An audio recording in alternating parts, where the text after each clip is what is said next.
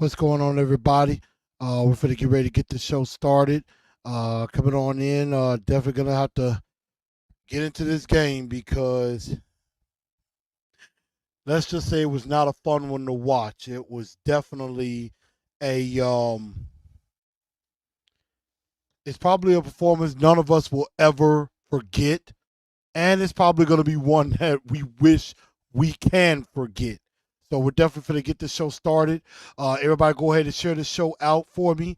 Um, and let everybody know they can come on in. I am actually trying to slowly do that as we speak. Y'all know with me, Facebook sometimes can be fickle and won't let you share because they think that you're violating community guidelines and things like that. So I'm sharing it to a couple of pages and then I'm just gonna get it started. So I need y'all help to do that. I need y'all help in passing the word to everybody else. They can come on in and join in for the show as well. And we're gonna go ahead and get this show started in 30 seconds.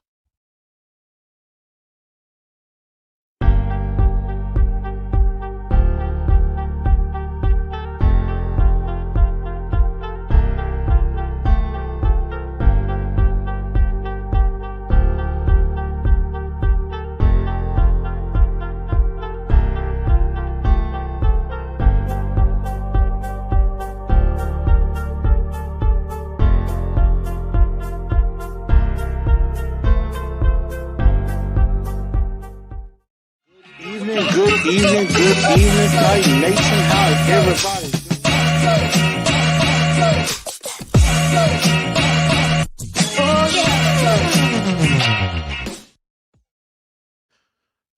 What's going on, Titan Nation? Normally I would say good evening, as if I'm just excited about everything, but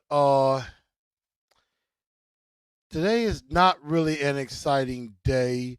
Um, it's kind of a tough day for Titans fans and for everything that happened. But welcome into TNT post game.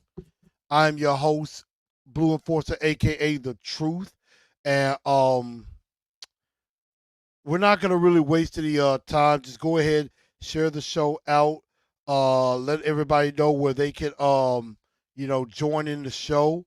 And then that way they can come on in and um join the party because this game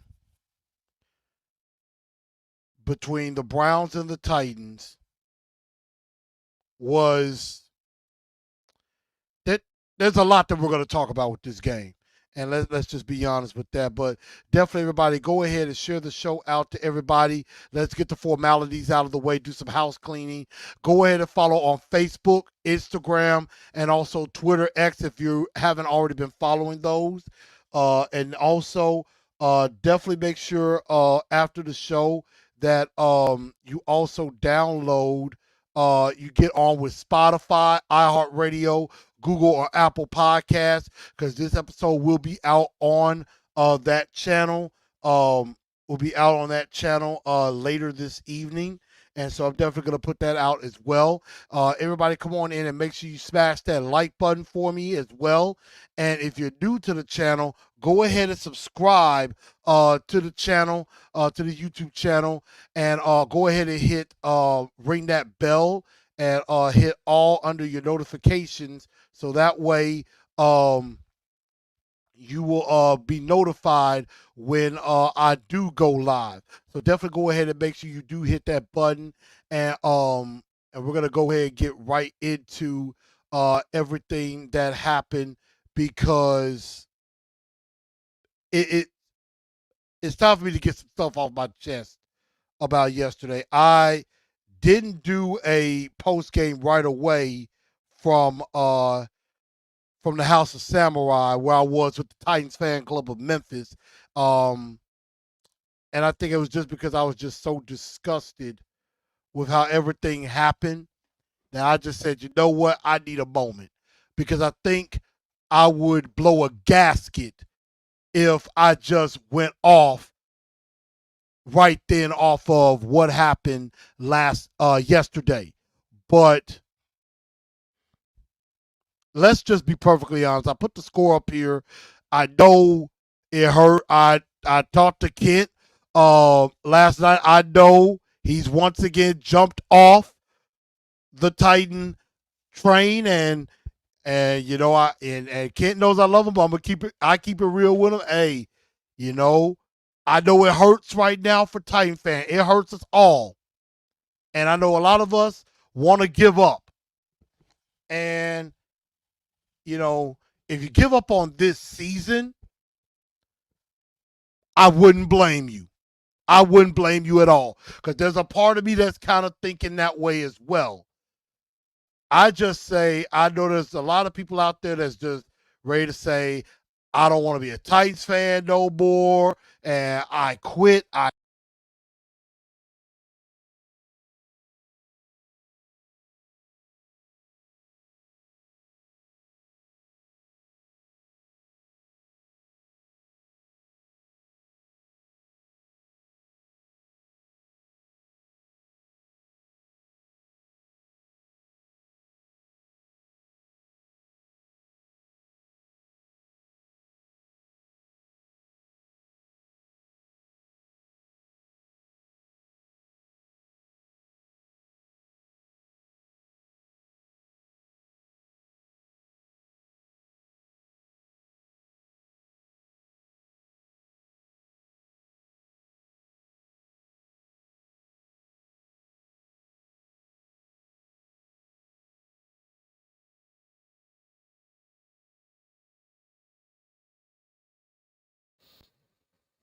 You know,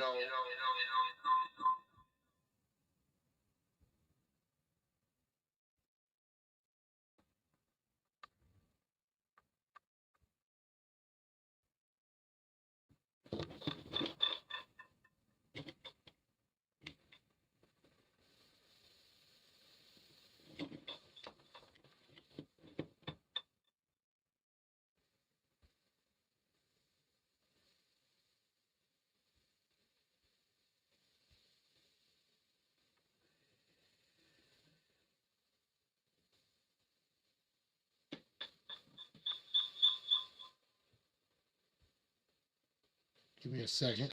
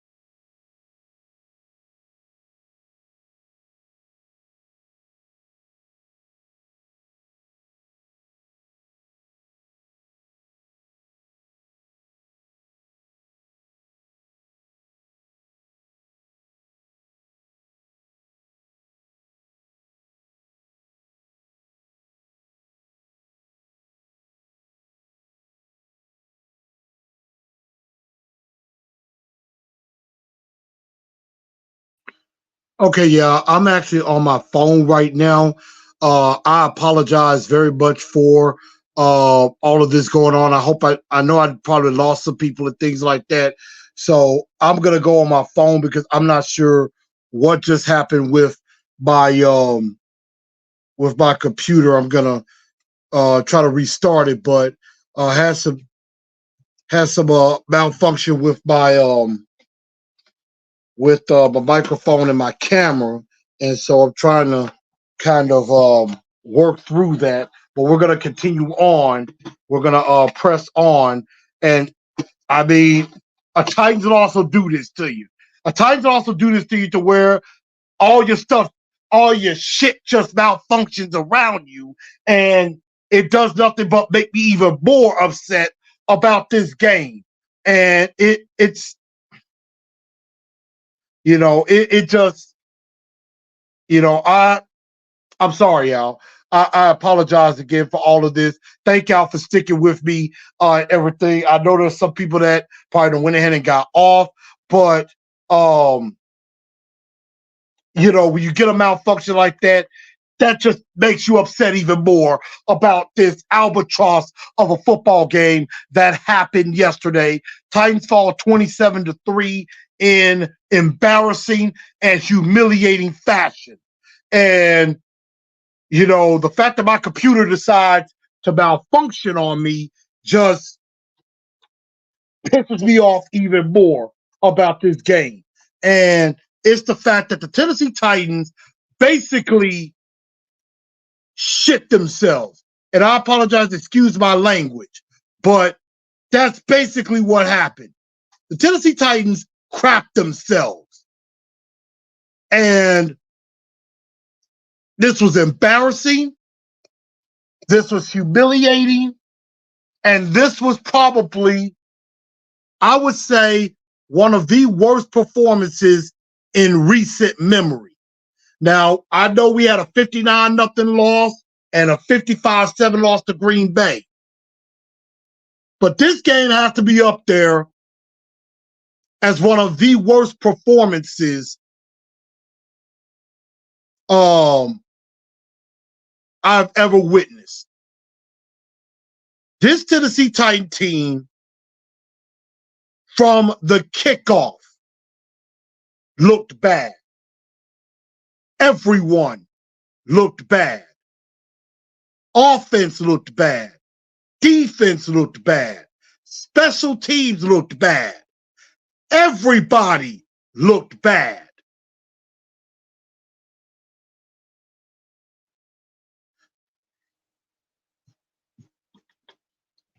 I might have my computer back up. I had to restart everything. But I mean, we're going to talk about who's to blame for all of this, but let's break down everything that happened slowly. The first part of all of this is the offense. And we have to start with the offensive line. The offensive line had a really, really terrible performance. And I know there's a lot of people out there that's going to say it was just 1 week, shake it off. We move on to Cincinnati. But no, no, no, no, no. We're not going to do that here.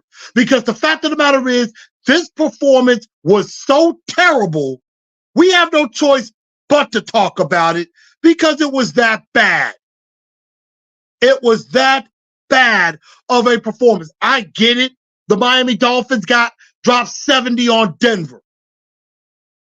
Honestly enough, if the Browns wanted to, they could have dropped 40 on us. I could definitely have seen that happen. And it wouldn't have shocked me one bit. We're going to try this again on my computer, but my phone will be on standby. So we're going to try this again.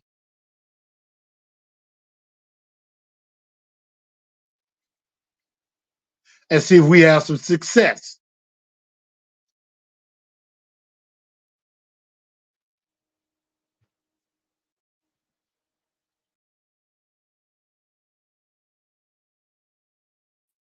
This this game, here we are. We gonna try this again. Hopefully don't go off on me.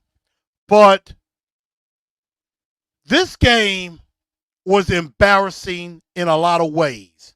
And again, let's start with the offense. I know we got Derek Roberts up in here. We got C Dub, we got Big Xavier, we got Xavier, Big Zach. I know we got Brandon up in here too, Zarice. Here's the thing. Starting the offense. The offensive line. The offensive line, I honestly said after last year, going into this season,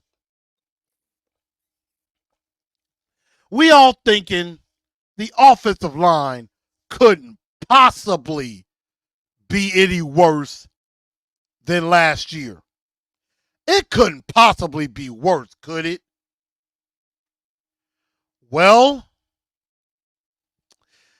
it got worse. It was worse. And we're going to get to the main culprit in just a bit. Now, first off, I am going to say a masterful job by the Cleveland Browns. Because I got to give credit to them. That was a hell of a game plan. Jim Schwartz played a masterful game of chess. We knew that Jim Schwartz was a very good defensive coordinator. He was here for a couple of years.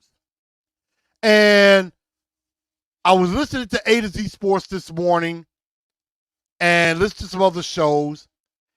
And I know Austin Stanley basically on Friday was saying, the Jim Schwartz thing is not really a big deal. It's not a big deal. It's not a deal at all. He's not going to play a factor into this game. Oh, yes, he did. He played a major factor in this game. And I'll get to y'all comments in a minute, but I need to let this out. He played a major factor in this game. And there is no ifs, ands, or buts about it. He is the sole reason. Well, he's not the sole reason, but his strategy was one of the reasons that the Browns completely destroyed the Tennessee Titans offense.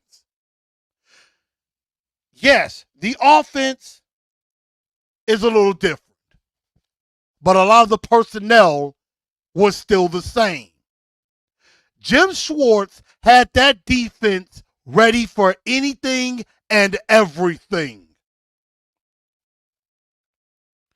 He had that defense, whatever we wanted to do, Jim Schwartz and that defense took it away. That Browns defense is legit.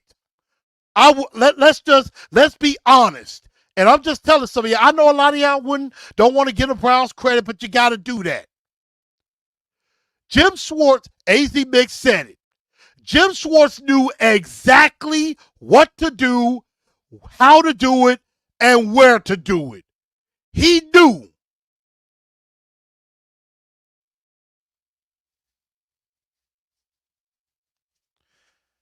And that Browns defense is top 3 to top 5 in every category. They are for real. That Cleveland Browns defense is a championship Super Bowl level defense. They took apart the Cincinnati, who has a very, very good offense. Pittsburgh, they didn't really get much going. They got a couple of big plays, but mainly what cost Cleveland in that game against Pittsburgh was Deshaun Watson. And we're going to talk about Deshaun Watson a little bit. But the offensive line, particularly Aaron Brewer at center, Chris Hubbard at right tackle,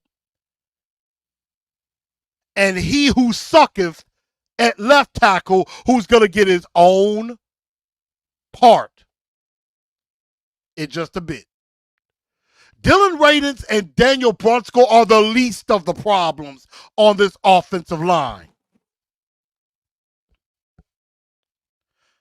The offensive line stunk. And it played bad play from Ryan Tannehill, which he reverted back to week one Ryan Tannehill. And it made you ask the question, and there was a question put out from this game, and I'm asking y'all, what was more realistic? Are we seeing, is this offense going to be more of what we saw in week one in New Orleans? Is that the reality? Or is it more like week two against the Chargers, and maybe what happened yesterday was just an anomaly? What I'm thinking is, this game showed me we are closer to what happened in New Orleans than we are to what happened last week against the Chargers. I think the game against the Chargers was an anomaly. That was an anomaly. Because Ryan Tannehill reverted back to his scared, old, unathletic self. And it ain't all Ryan Tannehill's fault. Absolutely not. There's a lot of blame to go around. But I'm just going piece by piece. Then you have guys like Chig, who is supposed to be an up-and-coming star on this team, doesn't block well and drops some passes he had no business dropping. Treylon Burks dropping passes. Josh Weil is just a guy on the team. He does nothing. Trevon Wesco is absolutely awful. Awful. The only guy that really did anything was DeAndre Hopkins. And I felt sorry for him and Derrick Henry. And Tajay Spears couldn't really do nothing either.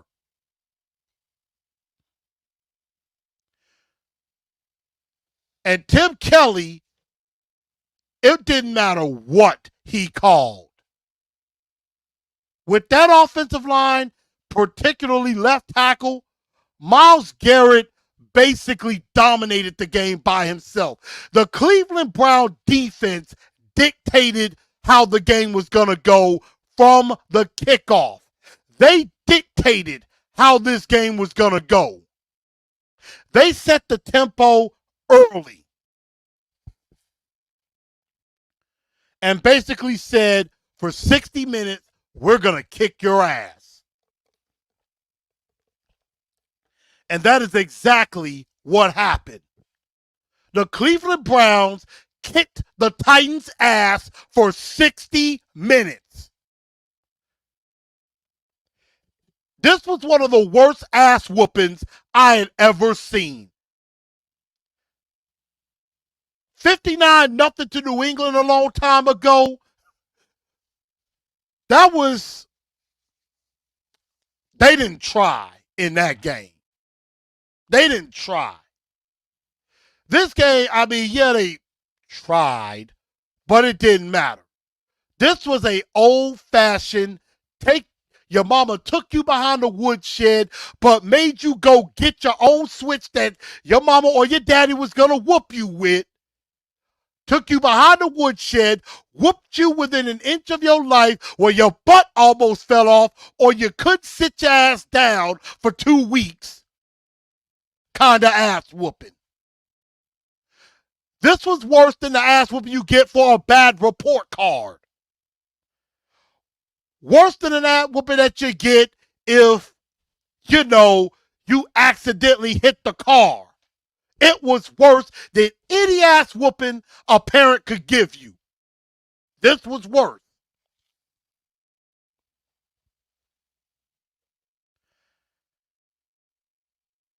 And the whole bad play energy that the offense was dealing with also trickled over to the defensive side. The defense didn't play well either. We couldn't get home on sacks. We had a couple of sacks, but there were times we had Watson where we could have put him down on his ass, and we didn't.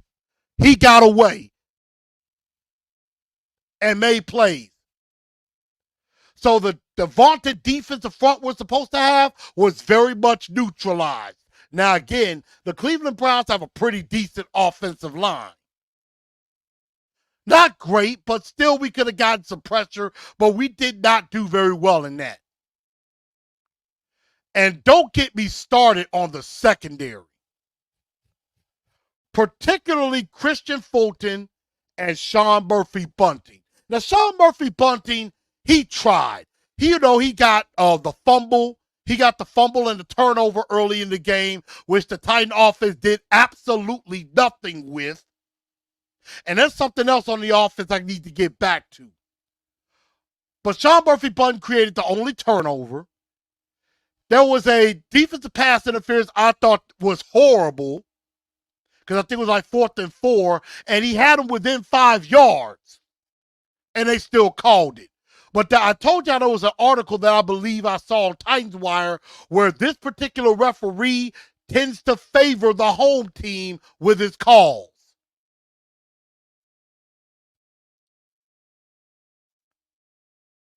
Kevin Byard, I felt sorry for him too, because a lot of the things that were happening were away from him. Amani Hooker had that, one gaffe on a deep play to Amari Cooper, but a lot of the problem in the secondary rests on the shoulders of one guy, Christian Fulton. Christian Fulton, I am completely done. And this shows that 2020 draft class is probably the worst draft class in the history of the Tennessee Titans or the Houston Oilers. That 2020 draft class has given you absolutely nothing. Nobody. Isaiah Wilson doesn't even make it through a couple of snaps, and he's done after a game. Christian Fulton is proven, and in a contract year, and I know it's early, Christian Fulton ain't no shutdown corner. He's not even a good corner. He sucks, and he's too injury prone. So I'm done with Christian Fulton. Trade him if you want. Roger McCreary at least tries like he gives a damn. I would at least put him on the outside. I know he's a bit undersized and things like that. And then you could put Elijah Molden in the nickel, because they just brought Dane Cruikshank back onto the practice squad, which he's going to probably get elevated because he's familiar. And he can be that third safety. He'll get back in the saddle. But Christian Fulton was awful. Absolutely awful. And I'm going to get some of the comments from earlier, but Steve Crosby says, do you see Christian Fulton being traded on Halloween? I mean, I don't know who would want him. I don't know who would want him. CW mentioning Farley. I thought about Caleb Farley, but I don't know where he's at mentally. And I'm not talking about football-wise. I'm talking about personally. I'm talking about personally after the loss of his dad. Where is he at mentally? That's going to be the question. So the defense had a pretty rough day. But back to the offense, and I was very disappointed with the defense. But back to the offense, and there was one particular part of the game that I knew we were screwed. Had a good drive going in the 2 minutes. Had a chance to either make it 13-10 or at least 13-6. 20 seconds to go, you take your last time out after a stupid play in the flat to Tajay Spears, and you have to burn your last time out. Now, you could have went one of two ways. You either kick the field goal and you go 13-6 into the locker room, or you try to go for the score. I was with going for the score. And I'm thinking like this. On that particular play, I'm like, hey, you take a shot at the end zone. If nothing is there right away, throw the ball into the crowd, kick the field goal. That I don't disagree with going for the touchdown. You had about 13 seconds to go. Because even if it's, you had about 15 seconds to go, because even if it's incomplete, you probably got like, 8 to 10 seconds, kick the field goal, then you kick it off, they kneel, you go into the locker room. Instead, once again, the culprit just lets Myles Garrett by, draped all over him, and he still sacked Tannehill, and that killed everything. You get nothing out of it. And then you get nothing out to start the third quarter. You had a chance to go 2 for 1. Instead, you go nothing for nothing. And so, who do you blame for this loss? I have an answer, and I know it's an answer some of you will be correct with, but some of you are going to think it's too much. And honestly, if you think it's too much, you are wrong. I'm just going to say it. But first off, let's talk about the elephant in the room, and that is Andre Dillard, or Dill Picklard, as I like to call him. Why I call him that? Because his play is as nasty and as tasteless as a dill pickle. I know there's some people out there that like dill pickles and think they're good and delicious. I ain't one of those people. I think a dill pickle is one of the nastiest pieces of food on the planet Earth. It is nasty. It is disgusting. I can't stand it. Now, sweet pickles I do like. I don't mind. But dill pickles are just nasty. And that's exactly how I describe Andre Dillard's play, not just in this game, but pretty much ever since the season started. And the fact of the matter is, Andre Dillard, and again, we went back to what we said earlier.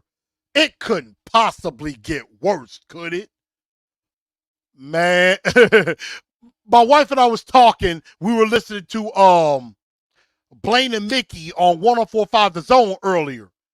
And we're all thinking, yeah, it couldn't possibly get worse, right? And my wife was like, G was like, hold my drink. Hold my drink. Let me assert this guy. Oh, yes. And yesterday I mentioned it on the stream. I'm like, is Andre Dillard just as bad as the dud Dennis Daly, or is he worse? At first, I'm thinking, okay, he's probably just as bad. But then Buck Rising, before I cut him off, because I'm really not the biggest fan of him, put in some very, very, very staggering numbers, which told me something. In 16 games last year, the dud gave up 54 pressures and 12 sacks. It might have been 13. But I want to say it was 12 sacks and 54 pressures in 16 games. Andre Dillard is on his way to giving up 4 times that amount. If you think about it. He is about to give up that many. He has already, in 3 games, given up 7 sacks. In 3 games. The Dud gave up 12 sacks in 16 games. Dillard has given up 7 sacks in 3 games, including 3 to Myles Garrett yesterday. Myles Garrett basically had his lunch. Myles Garrett basically kicked his tail, and then he kicked his ass, and then he walked up to him after the game and basically said to him, hey, this is how I kicked your ass. This is how I kicked your ass. He basically gloated in the man's face and showed him, man, I kicked your ass. This is exactly how I kicked your ass. Now work on it. And so Andre Dillard is pathetic. Terrible. In the worst way. And if you want to make matters worse about what happened,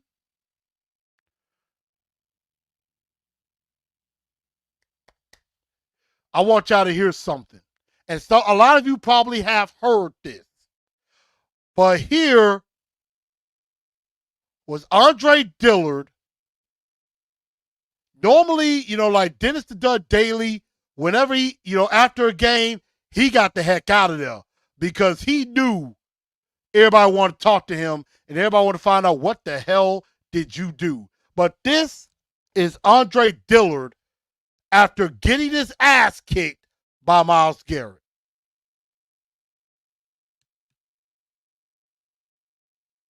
Yeah, it's never an easy thing. You got a lot of good players around the league, and this team has had some really good guys in there. But 3rd and long, they're going to be coming and bringing the pressures, and we just got to do better as a unit. I got to do better as an individual, and to sit down those pressures and those defenders. Obviously, Myles Garrett, one of the better players in the league. What was happening there as far as your matchups with him? I think I just need to do better with my hands and my sets and all that stuff. I talked to him after the game, and he told me his inputs, because I'm just trying to get better, and so he kind of told me what he saw, what he liked about my game, and what I could have done differently. So, do you appreciate that kind of constructive criticism? I definitely do, yeah, especially from a player as good as him, and it's cool to see it from his perspective. For you, after a performance like that, how do you process it, how you work through it, and then spin it forward to the next game? When you go through stuff like that, all you can do is just keep playing the next play and don't let your head hang, because then you'll just spiral and it'll get out of control. But what you do from that is you just learn from it. You watch the film, you study it, take the constructive criticism, and you just move forward, and that's all you can do. And that is your left tackle, Andre Dillard. Courtesy from Buck Rising of A to Z Sports, that was on Twitter. I want to get y'all thoughts on that. Now, he was trying to get out of there. They got to him and was able to get questions on him like, what the heck happened out there with Myles Garrett? And he also mentioned, working with hands, and, Myles Garrett talked to him after the game saying, this is how I was successful against you. This is what you need to work on. Now, I get it. That type of stuff probably happens all the time after a game. Because a lot of times after a game is over, opposing players, they go up, shake, hug, because some of them are friends. That happens all the time. However, 98% of the time, you never hear what those private conversations on the field after a game are. You really don't hear about it, especially after a loss like this. Like 70-20, when The Dolphins kicked the living crap out of the Broncos.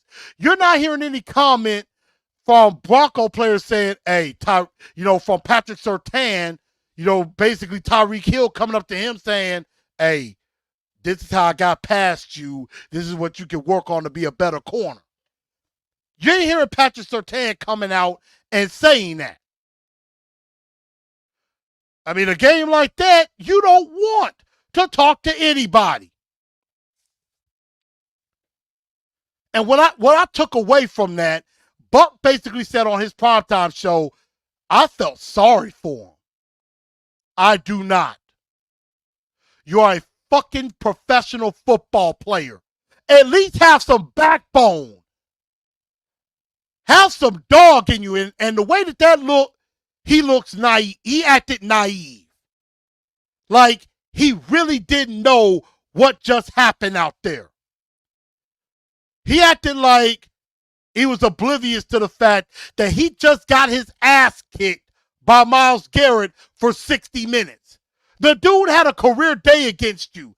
I think he only had like 2 sacks on the season, I want to say.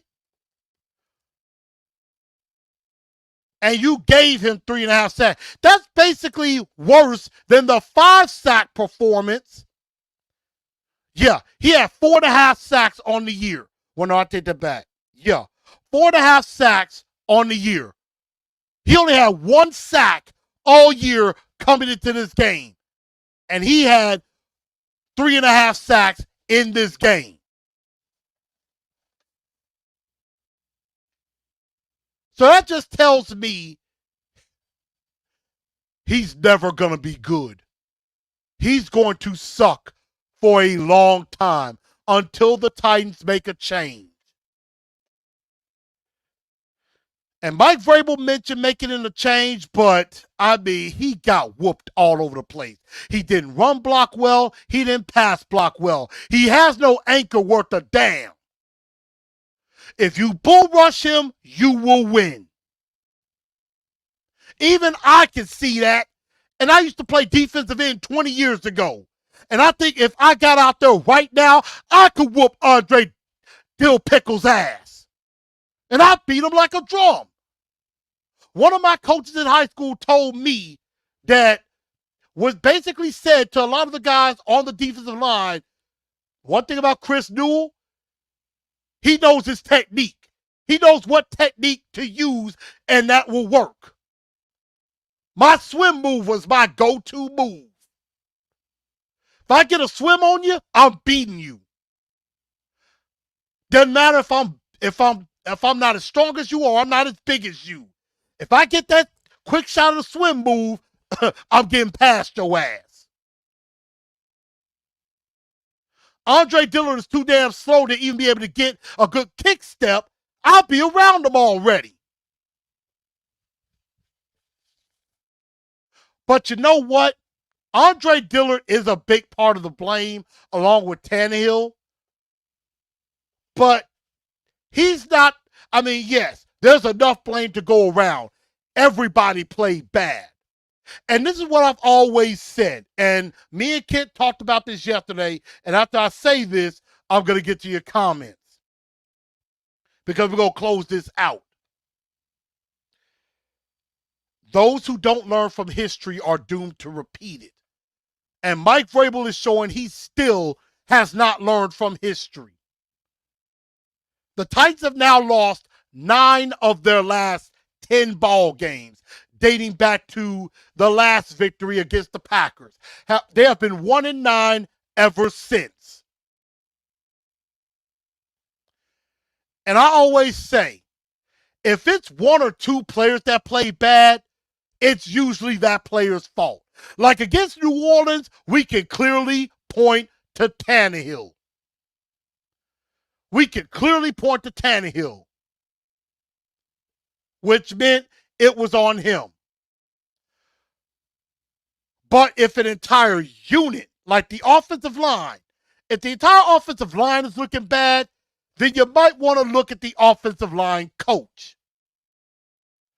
Or if receivers look bad, you look at the receivers coach. But if an entire offense looks bad, then you need to look at your offensive coordinator. But I'm going to go further than that. Because it wasn't just the offense that looked bad. The defense looked bad too. So you would think, well, should I look at Terrell Williams? Should I look at Chris Harris? Or should I look at Shane Bowen? No, it goes further up than that. If your entire team looks bad, offense and defense, it's about damn time you take a look at the head coach of this team. Because I know a lot of the local media in Nashville will not press Mike Vrabel. Some of them will be scared. Some of them are soft. They won't go after him with the hard question. Now, guys like TD, Teron Davenport, Miss Teresa, Jared Stillman, Paul Kaharski. As much as I'm not really a big fan of Paul Kaharski, I know those four, they're going to go after Vrabel. They're going to ask him the tough questions. They're going to ask him questions that probably makes him feel uncomfortable.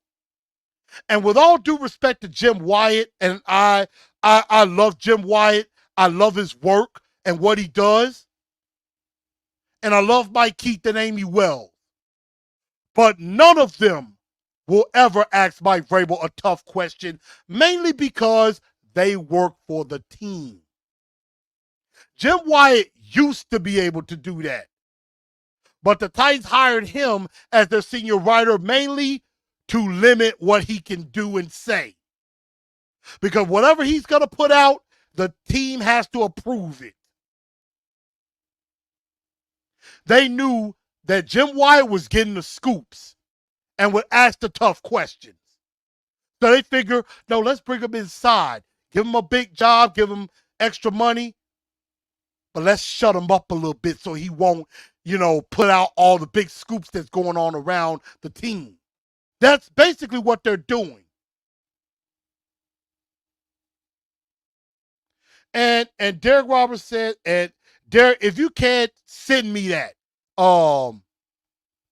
Send me that. Because I want to see it. And of course Vrabel is like that. Because he's arrogant and everything. And a lot of times, the media don't want to put ownership on where it belongs. And that is on Mike Vrabel. This game is Mike Vrabel's fault. He is to blame. He is ultimately responsible. And this is why. Mike Vrabel, you're the head coach of this football team. Yes, I know. A lot of media and a lot of people will say, you really look at the players because they got to execute. They got to execute. True. But whose job is it to put the players in the best position to execute properly? That is the head coach's job. It is his job to make sure his assistant coaches do their jobs. So at the end of the day, yes, Ryan Tannehill sucks. It's over for him. Like I said in my post, he is done. D-O-N-E, done. Stick a fork in him. He's done, y'all. Done. I just want to put emphasis on that for all the Tannehill lovers out there. Chris Frazier. All the Tannehill lovers out there, as much as I love this guy. Great one. For all the Tannehill lovers out there, I need y'all to understand something, and I love each and every one of y'all. He's done. And I know there's a lot of fans out there that will say, if you criticize the team or, you don't believe in this team, you're not a real fan. Let me tell y'all something. Y'all know this about me. It's called Titans and Truth for a reason. I love this team with everything I have in my soul. I will live and die for this team. But I'm also going to tell the truth. I'm going to give them all the praise in the world when they do well. But I'm also going to criticize them when they don't. I'm not one of these type of guys that's going to be like, oh, it's going to be okay. We'll get them next time. We'll come back. I mean, eventually, yeah, you'll go into the next game saying, hey, we got to win this one. But right now ain't one of those times. I'll forget about this game tomorrow. But today, hell no. Mike Vrabel is the reason. Mike Vrabel is responsible for this loss. Majority of the pie. 80% of the, I would say 75% of this loss is Mike Vrabel's fault. 15% Andre Dillard, 10% Ryan Tannehill. And in that 75%, that includes the defense. That includes Tim Kelly. That includes Shane Bowen. It mainly falls on Mike Vrabel's head.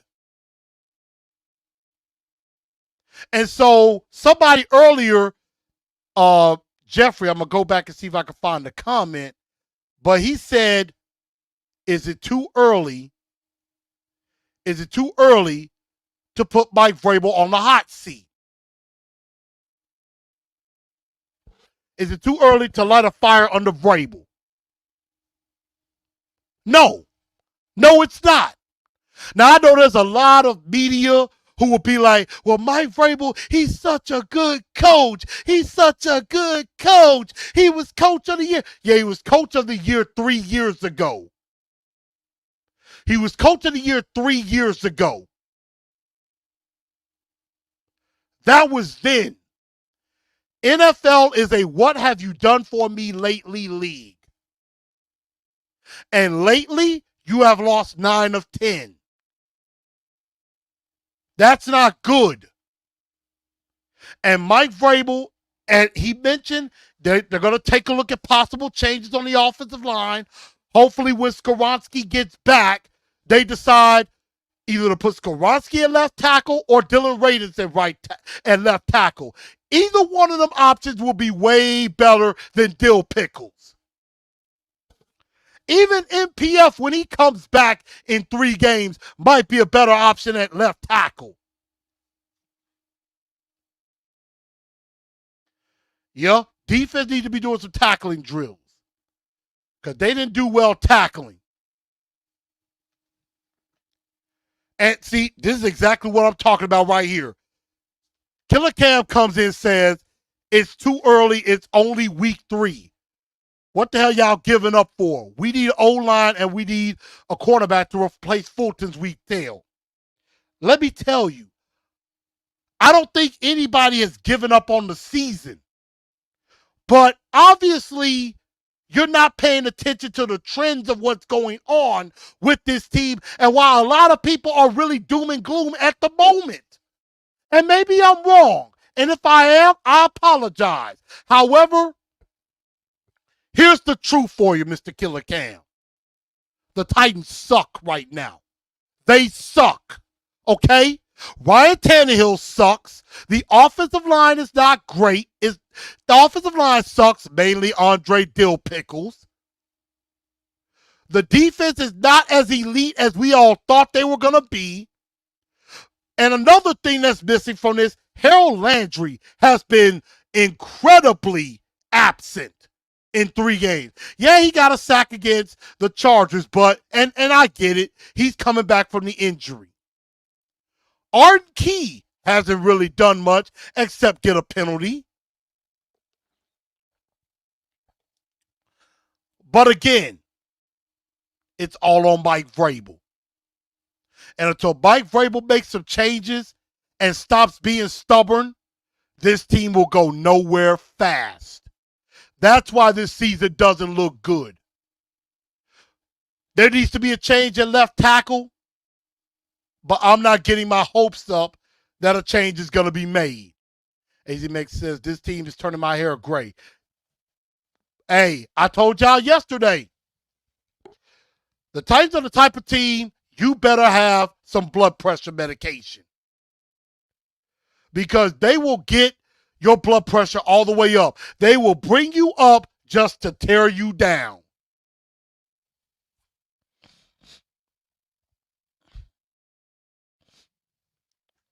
Now, AwakenTheEternal.com says when they stack the box, you need to run the ball. But here's the problem. There's no holes. Offensive line ain't opening up none.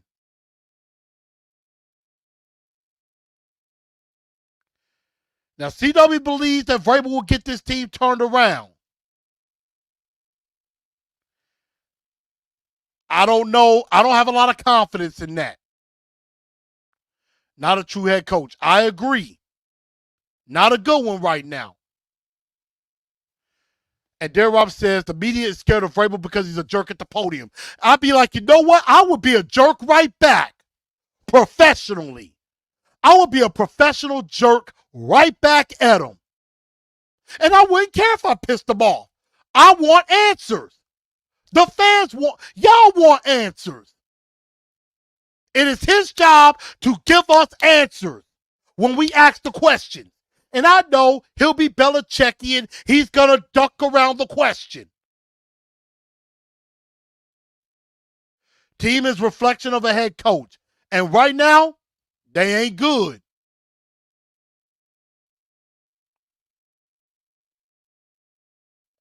So the fact about it, like, what can they say? Get faster? Yeah, because that whole thing went around too. And Big Jeff basically commented and said, the whole coach better play better, do better. It's time to actually do it. He talked about that. Byer talked about it. Henry talked about it. I mean, the question is Vrabel starting to lose the locker room? Is he starting to lose this team? I'm starting to think he is. Because you have your three of your leaders mentioning that mantra, saying it's not really working, then there's an issue. And so that's why I put the blame solely at the head of Mike Vrabel. This game was his fault. He's the reason we lost. He did not have this team ready to play. Jim Schwartz knew how to attack our offense, and he probably gave Stefanski some extra pointers on how their offense could attack our defense. And Mike Vrabel acted like he wasn't ready. He had that look like this, like he was lost, like he had no idea what to do. We got outplayed, outcoached, outclassed, outgunned, outmanned, out everything.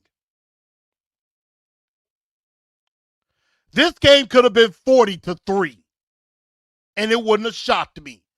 There were times I had to laugh to keep from crying. I had to laugh to keep from being so upset.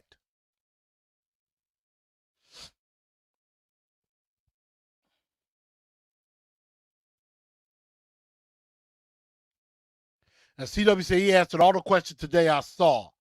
Yeah, he probably gave a lot of coach speak. He probably ducked around. He answered questions, but he answered the way that we would want him to answer it. He probably did the Belichickian thing. I'm sure. I'll try to go back and listen to it. Maybe I'm wrong. Maybe I'm wrong. And a lot of people, CW saying to calm down, we were 2-4, got to the AFC Championship. That was because we had a sorry-ass quarterback by the name of Marcus Mariota. Made the change, things went better.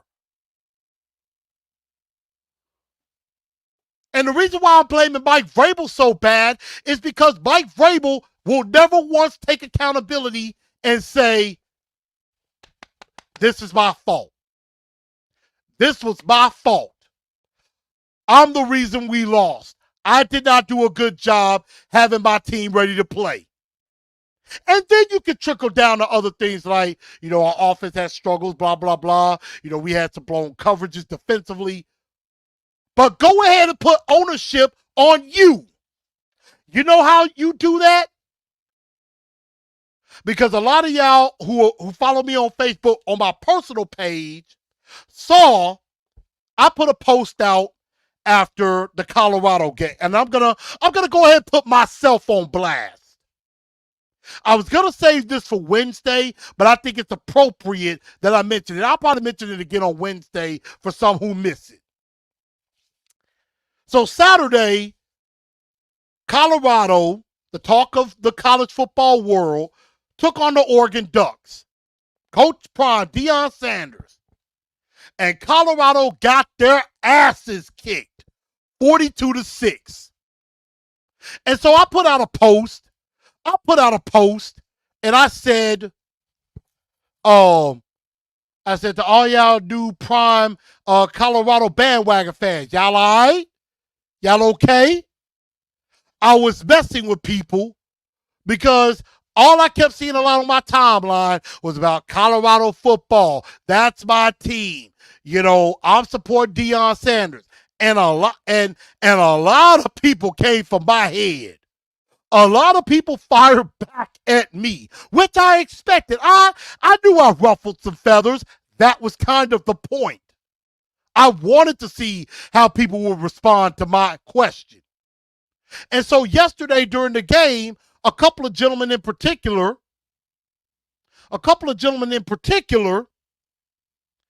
did the same thing to me from yesterday's game. And I put a post out and I said, hey, I'm upset. I'm humiliated. We got our butts kicked. To all y'all Colorado fans, if y'all want to come for me, please bring it. And basically what I was doing was like, yep, I should know that they were coming for me. And I'm like, hey, bring it on. I deserve it. That's fine. My team got our asses kicked. I'll admit that. I'll take accountability for that. I'll stand there and take it. But what kind of impressed me and is making me rethink how I feel about Deion was the press conference on Saturday. I listened to the press conference. Now, I'm not going to go goo-goo and gaga and become a Buffaloes fan and be all, Coach Prom is the man, Coach Prom this, Coach Prom that. I'm not going to do that. But after listening to that press conference on Saturday, I got damn respect for that man as a head coach, as a college football head coach. He did exactly what Vrabel needs to do. Deion took ownership of that loss. He was like, it was an old-fashioned butt whooping. We got our butts whooped.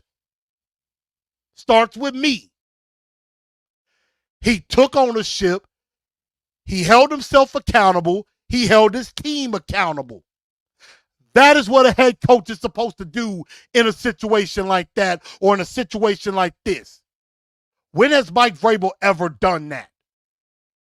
Yeah, the coach better play better, do better stuff. That ain't taking accountability.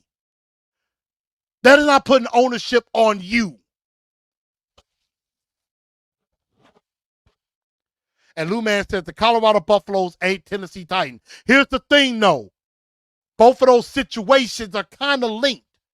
Colorado was the hot topic, and they got their asses kicked.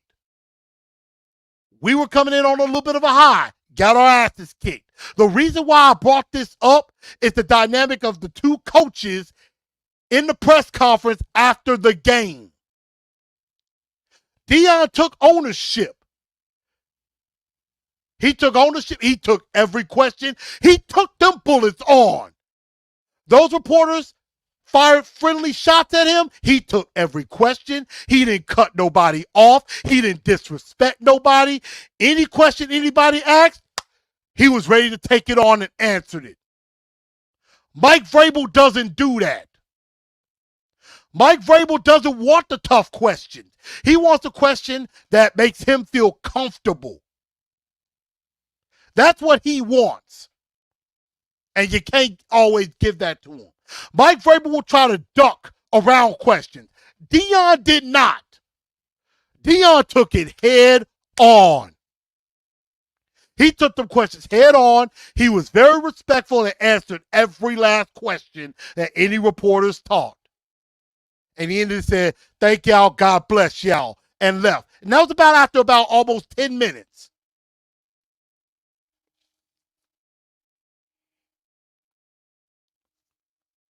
So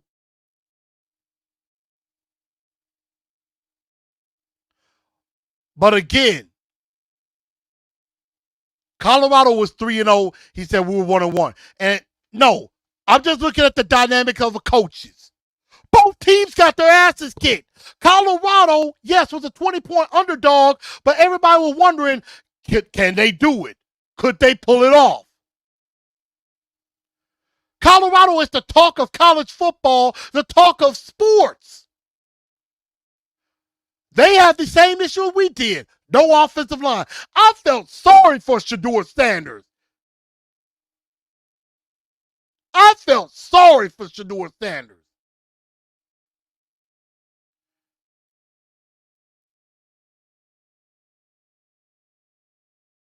And Man Hour says on his live, when do the Titans sit Tannehill? I would say the latest would be week 6 after the London game. Because Vrabel may talk about making changes, but until he does it, I don't believe it.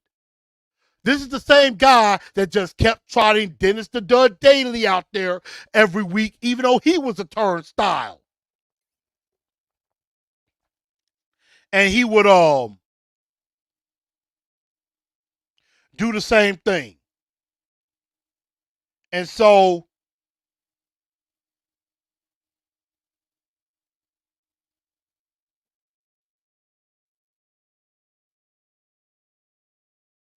it was a disgrace of a performance. We'll see what happens from here. We'll see what goes for, but I just had to get that off my chest. That was an absolutely embarrassing, humiliating, disgraceful performance. But I had to hold myself accountable because you know what? I did talk crap about Coach Prime. And, I kind of laughed in the faces of all the people that want to support Coach Prime and want to support Colorado now, who became new Colorado Buffalo fans. There was a time I posted, I said, okay, where is the University of Colorado? Name me one Colorado Buffalo player that is actually in the NFL made it. And you can't say Cordell Stewart. Now, one person mentioned Chris Brown, former Titan. I was like, yep, that's one. And then another I thought about was Laviska Shenault. So, yeah. I kind of, egged on the Buffalo bandwagon fans. I did. And so, when we got our butts kicked, hey, I got to take the heat too. We got our asses kicked. We suck right now. Love my team, support my team, but we suck at the moment. Could we turn it around? Yeah. Yeah. We can still turn it around. Like everybody said at the beginning, we were 2-4, made it to the AFC Championship. We were 1-2 last year. Got to 7-3. Yeah, it's early. But like Lou, man, he don't want to put no blame on Vrabel. Then whose fault is it for that performance?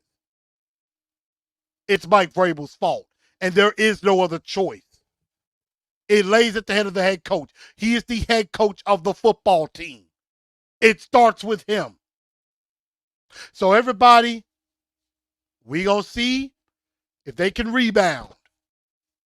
They should be angry. They should be mad. Probably gonna have a stadium full of Bengals fans this Sunday. But we're gonna see. But I want everybody to go ahead and again, if you can, hit that like button one more time for me if you haven't already. Go ahead and subscribe to the channel. Also got the Truth League report coming up in about 30 minutes. Just going to talk about week 3 NFL ball. So pass that on to your friends who are football fans, even if they're fans of other teams. That's what I want. I want all football fans in here, not just Titan fans for this show. We're going to just recap a little bit of week 3 and then, of course, give a little talk about the games that are going on right now. I'm definitely going to watch the Eagles and Buccaneers and things like that. So I'm about to get out of here on that, and we're going to do that. And then on Wednesday, we will preview the Cincinnati Bengals We will get ready for that game. Joe Burrow is active for this game, so I'm gonna assume he's going to go in the game against the Titans. So I know I talked everybody's head off. I know I couldn't get to everybody's comments, and I apologize for that, but I had to get that off my chest. I thank everybody for tuning in. I know Miss Mims is very, very upset, and I understand that. You know, it might be time to look at Malik. It might be time to look at Will Levis. And that is exactly what happened. He had -2 yards before contact. And then 4 yards after. So he did all that just to get back to the line of scrimmage.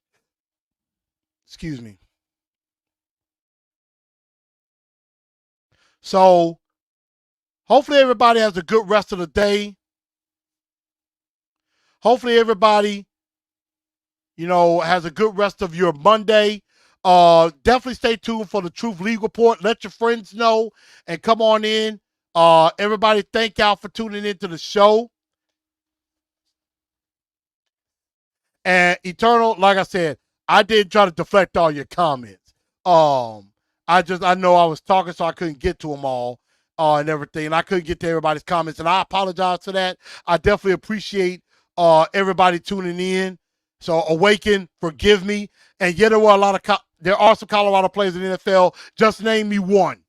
Besides Laviska Shenault, besides Cordell Stewart and Rashawn Salam, besides Chris Brown that we don't know. Hell, I can even say I don't know. I honestly don't know. So, but I have to hold myself accountable as well. But thank y'all for tuning into the show. I definitely do appreciate everybody. He said, just kidding. Just kidding. I'm like, I appreciate it. But go ahead and stay tuned for the Truth League Report. And Wednesday night, we'll talk Bengals. So good night, everybody. And thank y'all for tuning in. Y'all have a good one, and let's tighten up, because I guess that's all we know how to do, y'all.